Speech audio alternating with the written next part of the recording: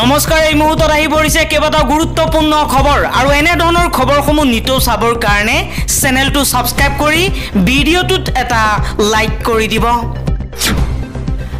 এই মুহূৰ্তত জনাইছো এটা গুৰুত্বপূৰ্ণ খবৰ 2 লাখ টকা পৰ্যন্ত কৃষকৰ কৃষি ঋণ ৰেহাই। হেমন্ত সোৰেনে এবাৰ এই ডাঙৰ সিদ্ধান্ত গ্ৰহণ কৰিছে কৃষকসকলৰ বাবে। ঝাৰখণ্ডৰ 1,77,000 কৃষকৰ 2 লাখ টকা পৰ্যন্ত কৃষি ঋণ ৰেহাই দিয়া হৈছে। 400 কোটি টকাৰ ঋণ ৰেহাই দিছে হেমন্ত সোৰেনে।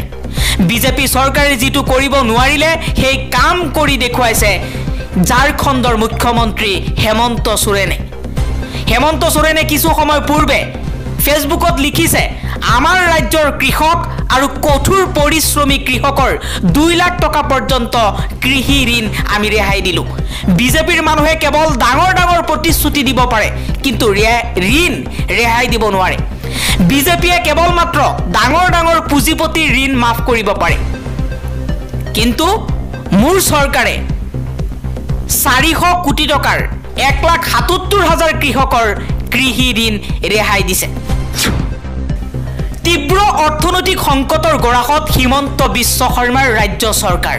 হ্ৰাস পাইছে কেন্দ্ৰৰ পুঁজি ৰাজহৰ পৰিমাণ। পুঁজি ৰাজহৰ অভাৱত ধাৰত চলিছে ৰাজ্য। ৰাজ্যৰ অৰ্থনৈতিক অৱস্থাক লৈ প্ৰথমবাৰলৈ উদ্বেগ প্ৰকাশ মুখ্যমন্ত্ৰীৰ। আঁচনিৰ নামত প্ৰতিটো সপ্তাহতে ঋণ লৈছে হিমন্ত বিশ্ব শৰ্মাৰ চৰকাৰে, যাৰ বাবে তীব্ৰ অৰ্থনৈতিক সংকটৰ গৰাহত পৰিছে ৰাজ্য চৰকাৰ। অৰ্থনৈতিক সংকটত পৰাৰ কথা স্বীকাৰ কৰিছে মুখ্যমন্ত্ৰী হিমন্ত বিশ্ব শৰ্মাই।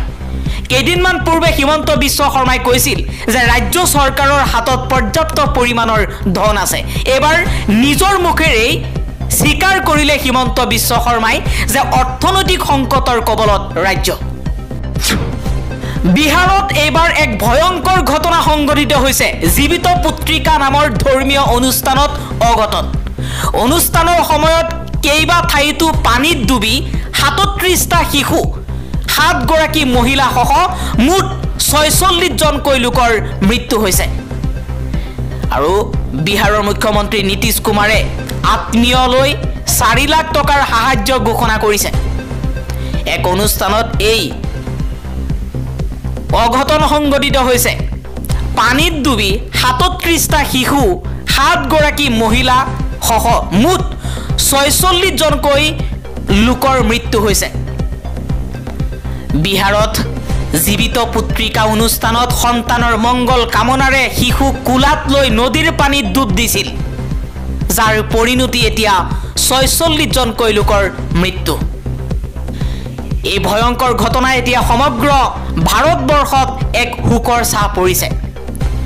জীৱিত পুত্ৰিকা অনুষ্ঠানত সন্তানৰ মংগল কামনাৰে শিশুক কোলাত লৈ নদীৰ পানীত ডুব দিয়াৰ ফলতেই 37টি শিশু সহ 46 জনকৈ লোকৰ মৃত্যু। অসমলৈ অনা হৈছে বিতৰ্কিত RTI কৰ্মী দুলাল বৰাক। দিল্লীৰ পৰা গুৱাহাটীলৈ আনি নিশাই সোণাৰীলৈ নিয়া হৈছে দুলাল বৰাক। আজি ৰাতিপুৱা সোণাৰী থানাত হাজিৰ কৰোৱা হয় বিতৰ্কিত RTI কৰ্মীগৰাকীক। বিলকিছ বানু গোচৰত উচ্চতম ন্যায়ালয়ত মুখ থেকেচা গুজৰাট চৰকাৰৰ। বিলকিছ বানু গোচৰৰ চৰম নিৰীক্ষণ প্ৰত্যাহাৰ নহয়। গুজৰাট চৰকাৰৰ আবেদন নাকচ কৰিলে উচ্চতম ন্যায়ালয়ে। দুগৰাকী ন্যায়াধী BV নাগাৰত্ন আৰু উজ্জ্বল ভূঞাৰ বিচাৰপীঠে কয় যে পৰ্যালোচনাৰ আবেদনখন পুংখানুপুংখভাৱে পৰীক্ষা কৰা হৈছে। সৰ্বশেষত উচ্চতম ন্যায়ালয়ৰ নিৰ্দেশত কোনো ভুল নাছিল। সেয়েহে নতুনকৈ বিবেচনা কৰাৰ প্ৰয়োজন নাই। এই পৰ্যালোচনা আবেদনৰ কোনো ভিত্তি নাই। দৰাচলতে ঘটনাটো কি? চলিত বৰ্ষৰ আৰম্ভণিতে উচ্চতম ন্যায়ালয়ে বিলকিছ বানু গোচৰৰ ধৰ্ষণকাৰীৰ জামিন নাকচ কৰিছিল। উচ্চতম ন্যায়ালয়ে তেওঁলোকক পুনৰ জেললৈ পঠিওৱাৰ সিদ্ধান্ত লৈছিল। কেৱল সেয়াই নহয়, আদালতে গুজৰাট চৰকাৰক ভৎসনাও কৰিছিল।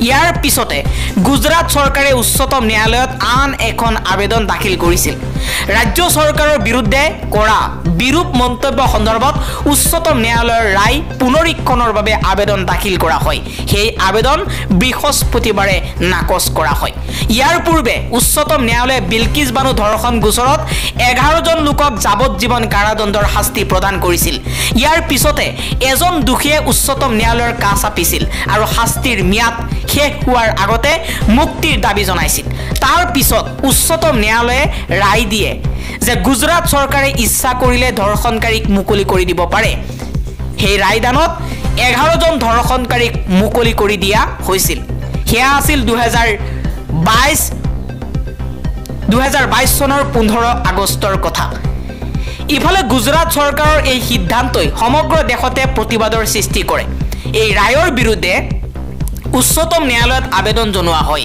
কেৱল এই ৰায় নাকচ হোৱাই নহয় চলিত বৰ্ষৰ জানুৱাৰী মাহত উচ্চতম ন্যায়ালয়ে ধৰ্ষণকাৰীক মুকলি কৰি দিয়াৰ সন্দৰ্ভত দিয়া নিৰ্দেশৰ অপব্যৱহাৰ কৰা বুলি উল্লেখ কৰিছিল উচ্চতম ন্যায়ালয়ে খাৰিজ কৰে নিজৰ ৰায় লগতে 14 দিনৰ ভিতৰত 11 জন অপৰাধীক পুনৰ জেললৈ যোৱাৰ নিৰ্দেশ দিয়ে গুজৰাট চৰকাৰকো তীব্ৰ ভৎসনা কৰে প্ৰতি সপ্তাহতে ঋণ লৈছে অসম চৰকাৰে 1 অক্টোবৰত পুনৰ ল'ব 750 কোটি টকাৰ ঋণ 17 সেপ্টেম্বৰত লৈছিল 500 কোটি টকাৰ ঋণ 24 সেপ্টেম্বৰত 250 কোটি টকাৰ ঋণ লৈছিল হিমন্ত বিশ্ব শৰ্মাৰ চৰকাৰে এসপ্তাহত অসম চৰকাৰে লোৱা ঋণৰ পৰিমাণ ইয়া সপ্তাহে প্ৰতি ঋণ লৈছে অসম চৰকাৰে এইবাৰ 1 অক্টোবৰত আকৌ ল'ব 750 কোটি টকাৰ ঋণ এফালে ঋণ আনফালে হিতাধিকাৰী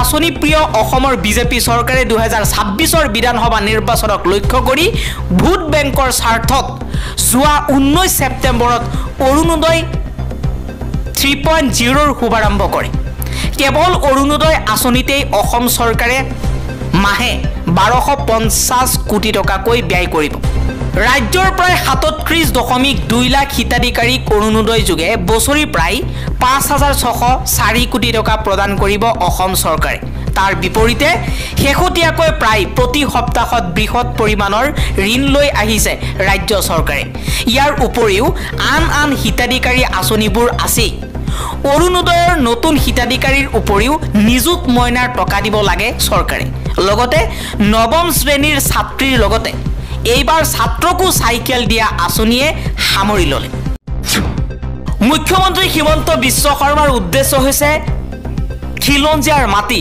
বিদেশীক গতাই দিয়া মুখ্যমন্ত্ৰীৰ ভয়ংকৰ ষড়যন্ত্ৰ আছুৱে বুজি পোৱা নাই সমুজ্জ্বল ভট্টাচাৰ্যয়ো উত্তৰ দিব লাগিব মুখ্যমন্ত্ৰী হিমন্ত বিশ্ব শৰ্মাৰ উদ্দেশ্য হৈছে খিলঞ্জীয়াৰ ভূমি বিদেশীক গতাই দিয়া এই কথা আমি প্ৰমাণ কৰি দিম বুলি মন্তব্য কৰিছে অজিত কুমাৰ ভূঞাই